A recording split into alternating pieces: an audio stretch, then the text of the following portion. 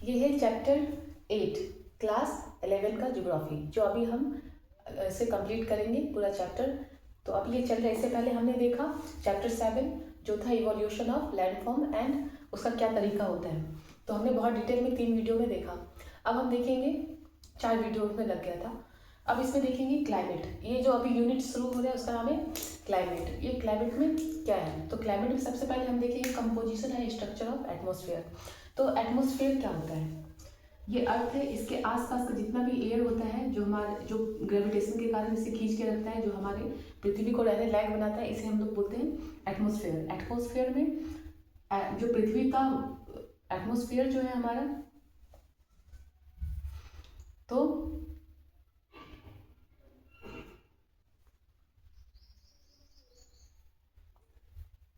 99% जो एटमॉस्फेयर का मास है वो 32 किलोमीटर पे है। 32 किलोमीटर। वैसे तो हम लोग का एटमॉस्फेयर का जो लेंथ है वो होता है 1600 किलोमीटर। पर जो मैक्सिमम 99% जो एटमॉस्फेयर है इंटीग्रेटेड मास ऑफ, इसमें अर्थ का मास में वो काउंट होता है। और 99% मास जो है एयर का वो 32 किलोमीटर तक होता है। ऑल वेदर कंडीशन हम आगे पढ़ेंगे। ये सब भी जो पृथ्वी के सबसे नज़दीक लेयर है उसमें ही होता है। अब इसमें देखिए क्या क्या होता है। इसमें क्या होता है,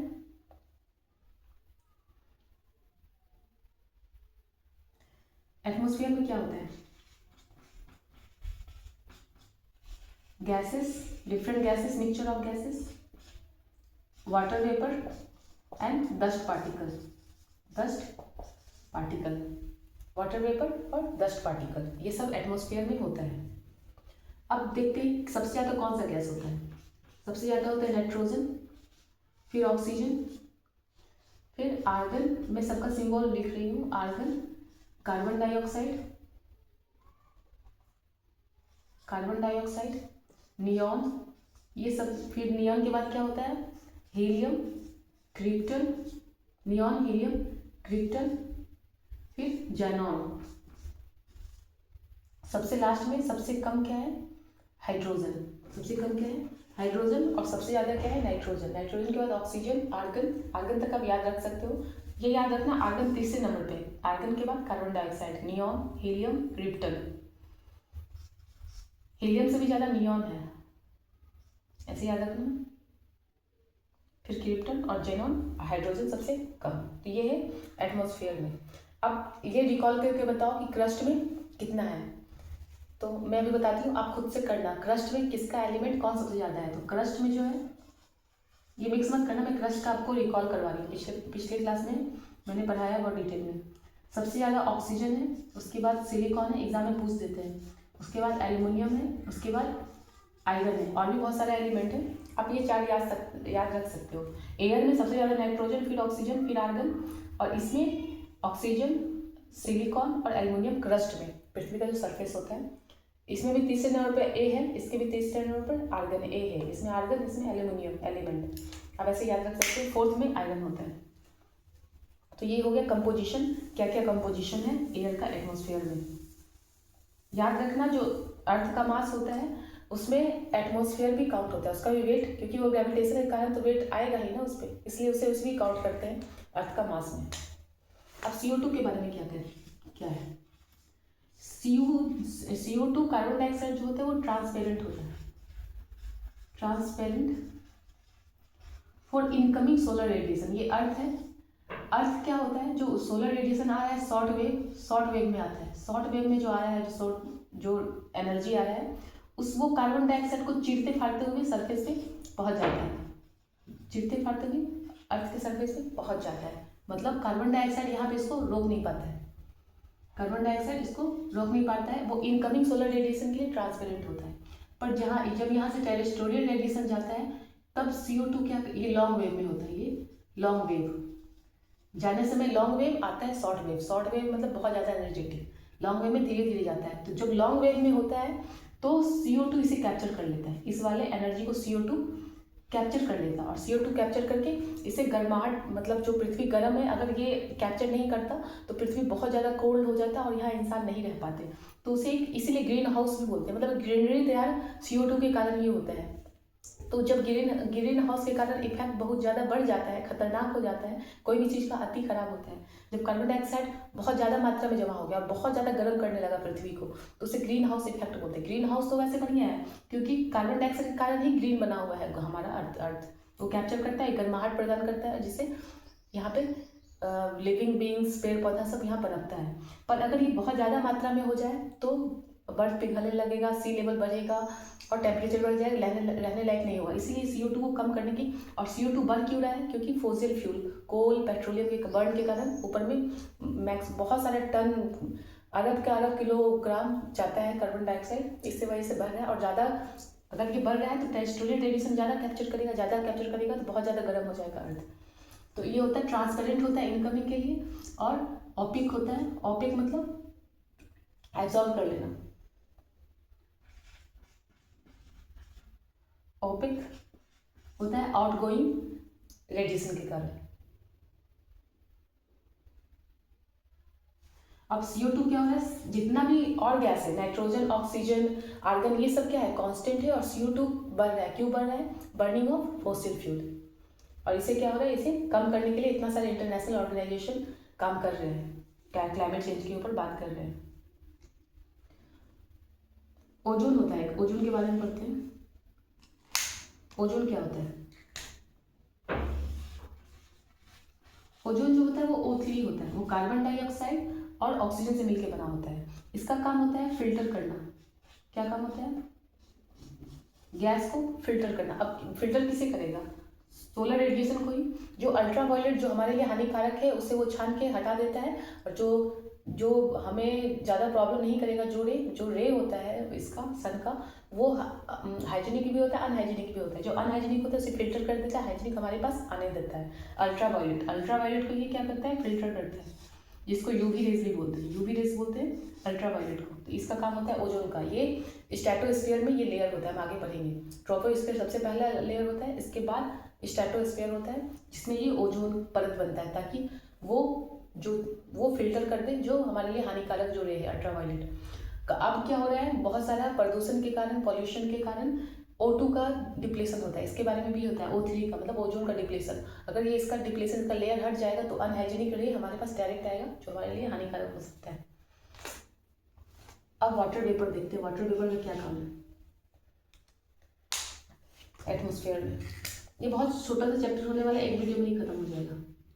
वाटर वेपर का क्या काम है? वाटर वेपर जो होता है, अल्टीट्यूड जैसे जैसे मान लो ये अर्थ है, जैसे जैसे हम ऊपर बढ़ेंगे तो वाटर वेपर क्या होता है? कम होते चला जाता है।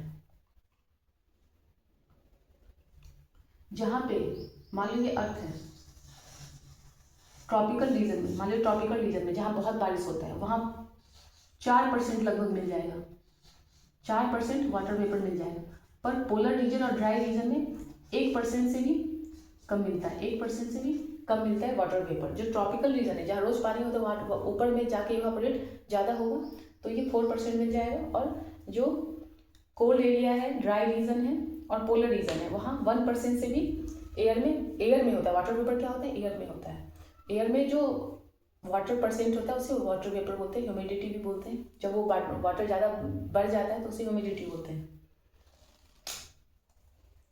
और ये क्या होता है, मतलब इक्वेटर से पोल की तरफ जाएंगे तो एयर का जो वाटर वेपर होता है एटमॉस्फेयर में वो कम होते जाएगा। ये तो यहाँ देख के पता चल रहा है।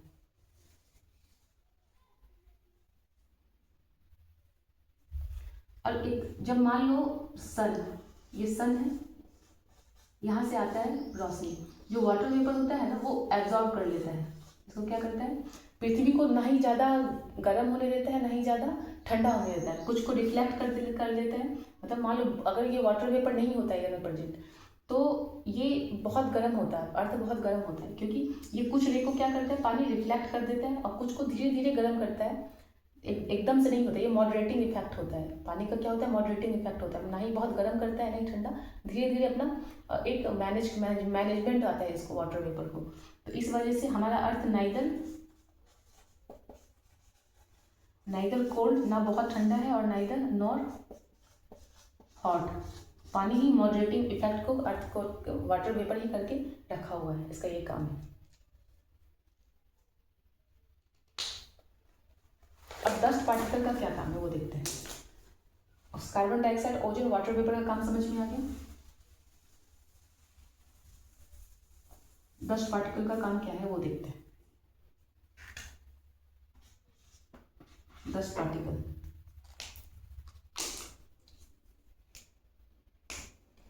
ये स्मॉल सॉलिड होता है।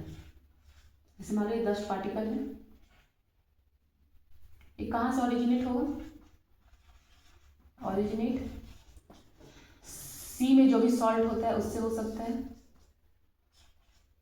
स्मोक जो डस्ट होता है, देखते हैं सूट्स, सूट्स मतलब कार्बन डाइऑक्साइड जला जो अनबर्न ब्लैक कलर का, तुम देखना कभी जैसे दिया के ऊपर हाथ रखो तो ब्लैक कलर का हो जाता है, उसे सूट बोलते हैं।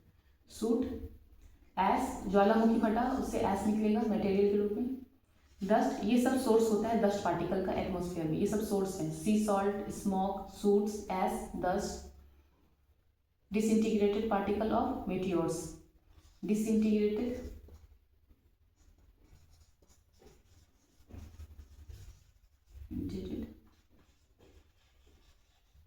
Particle of meteors. मीटियोर्स क्या होता है? जो स्पेस में घूमते रहता है, वो कभी कभी पृथ्वी के जब एटमॉस्फेयर के संपर्क में आता है मीजोस्फीयर में, तो वो क्या होता है, टूट जाता है। मीजोस्फीयर में ही संपर्क में आता है पृथ्वी के, तो वो टूट करके उसमें भी कुछ डस्ट पार्टिकल होगा जो एटमॉस्फेयर में जमा हो जाता है। तो ये सब सोर्स है डस्ट पार्टिकल का। और ये डस्ट पार्टिकल कहाँ मिलेगा? लोअर लेयर में, क्योंकि भारी होता है, ज़्यादा ऊपर उठ ही नहीं पाएगा। Lower layer of atmosphere, lower layer of atmosphere में डस्ट पार्टिकल मिल सकता है। और कभी कभी कन्वेक्शनल करंट, कन्वेक्शनल करंट मतलब होता है ऊपर उठना, एयर का सरफेस से एयर का ऊपर उठना। कभी कभी ऊपर कन्वेक्शनल करंट के कारण ये थोड़ा ऊपर भी चला जाता है। वैसे ये लोअर लेयर में रहता है, पर कन्वेक्शनल करंट के कारण कभी कभी वो ऊपर चला जाता है, इसका ये करंट ऊपर उसके ट्रांसपोर्ट कर देता है इसे। अब देखो इतना समझ में आ गया। नेक्स्ट बात है इसमें, मान लो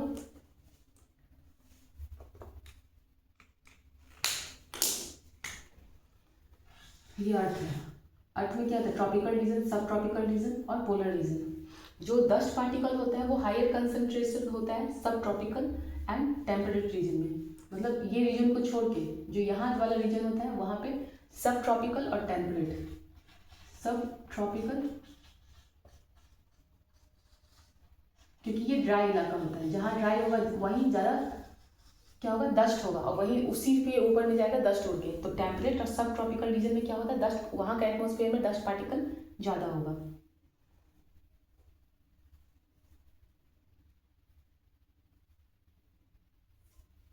और एक लास्ट बात, हाइग्रोस्कोपिक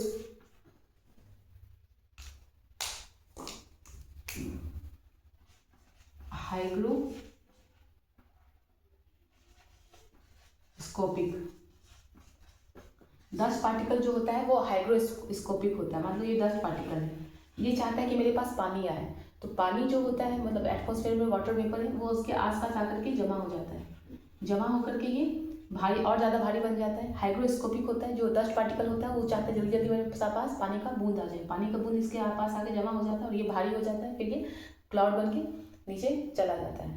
तो ये हाइग्रोस्कोपिक होता है, जिसके कारण क्लाउड बनता है। अब स्ट्रक्चर ऑफ एटमॉस्फेयर देते हैं, तीन चीज़ हमने देखा, water vapour, dust particle, ozone और कार्बन डाइऑक्साइड के बारे में डिटेल में समझा। कंपोजिशन क्या होता है एयर, इसमें एटमॉस्फेयर में वाटर वेपर का, डस्ट का, गैसेस, डिफरेंट गैसेस का, ये हमने देखा। अब हम देखते हैं structure of atmosphere. Structure of atmosphere,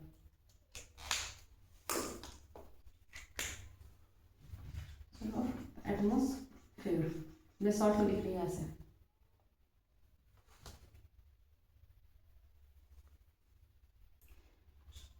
structure जो होता है वो टेम्परेचर के कारण डेंसिटी इसका वेरी होता है, डेंसिटी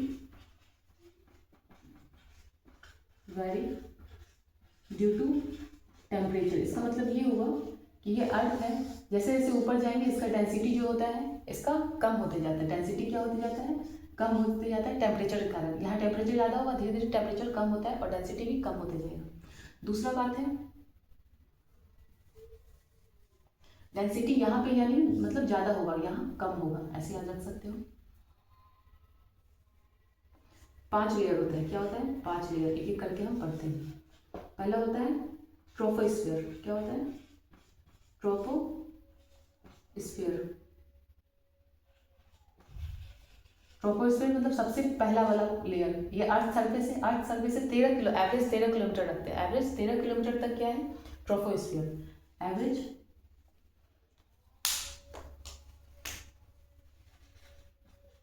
क्या होगा 13 किलोमीटर। और जो ट्रोपोस्फीयर का ये मान लो ट्रॉपिकल रीजन, ये ज़्यादा बड़ा होता है, ये ज़्यादा थिक होता है, तो ये 18 किलोमीटर मान लो ट्रॉपिकल।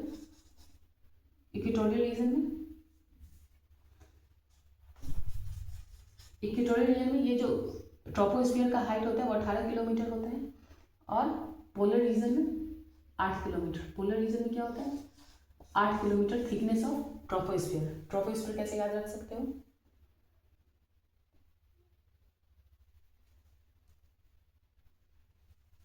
और ये यहाँ थिकनेस क्या होता है, क्योंकि यहाँ बहुत गर्म होता है, जितना गर्म होगा उतना एयर को आगे वो कन्वेक्शन करंट के कारण उतना ज़्यादा थिक होता है, ये उतना ज़्यादा थिक होगा, यहाँ पर उतना ज़्यादा नहीं है, तो कम कम में ही सिमट के रह जाता है, ठीक। और नेक्स्ट और याद रखना है, 1 डिग्री सेल्सियस टेम्परेचर जैसे जैसे ऊपर जाएंगे घटेगा, कितना पे 165 किलोमीटर पे, 165 मीटर गए तो 1 डिग्री सेल्सियस घटा, फिर 165 गए तो फिर 2 डिग्री सेल्सियस घटा, तो ऐसे कैसे घटता है। All weather condition, all weather condition troposphere में ही होते हैं, ऑल वेदर कंडीशन का मतलब हुआ कभी गर्मी कभी ठंडा कभी बारिश, ये सब किसके कारण होता है ट्रोपोस्फीयर के कारण। जैसे कभी बर्फ गिरता है, ये सब स्नोफॉलिंग, ये सब ट्रोपोस्फीयर के कारण ही होता है। अब देखते हैं स्ट्रेटोस्फीयर। अब स्ट्रेटोस्फीयर का कहानी ये कम है, हाँ, पर एक ट्रोपोपोज भी होता है, ट्रोपोपोज यहाँ पे क्या होता है टेम्परेचर कांस्टेंट हो जाता है, टेम्परेचर क्या हो जाता है कांस्टेंट।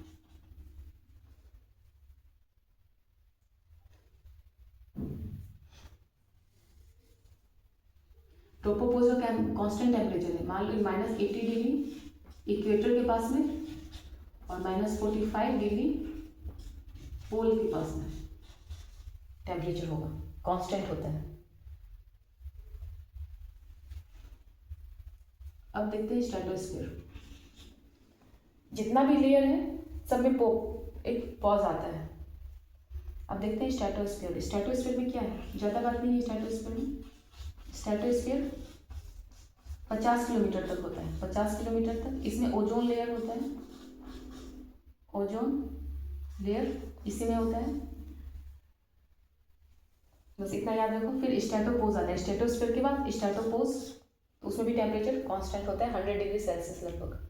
फिर मीजोस्फीयर, स्ट्रेटोस्फीयर के बाद क्या आता है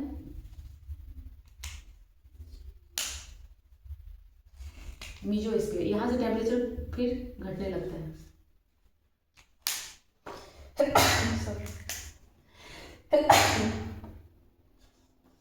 मीजोस्फीयर, इसमें टेम्परेचर फिर से घटने लगता है, और यहाँ पे क्या है मीटियोर्स टकराता है, मीटियोर्स यहीं पे टकराता है आकर के, फिर वो बर्न होके चला जाता है, कभी कभी पृथ्वी पे गिर जाता है।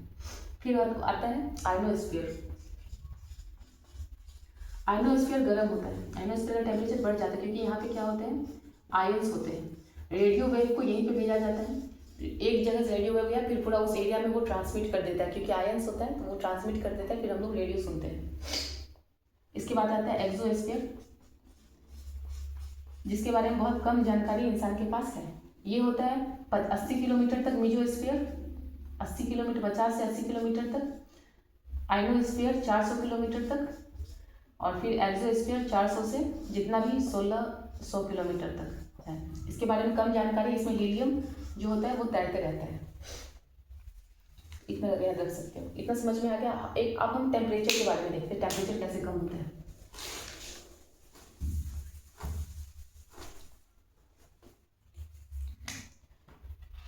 ये मान लो, ठीक,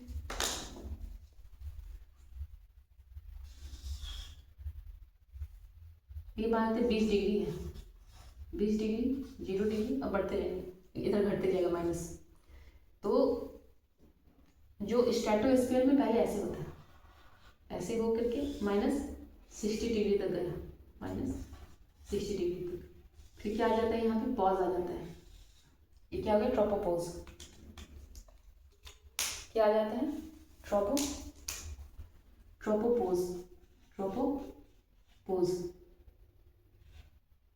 जो भी होगा देख लेना, ट्रोपोपोज,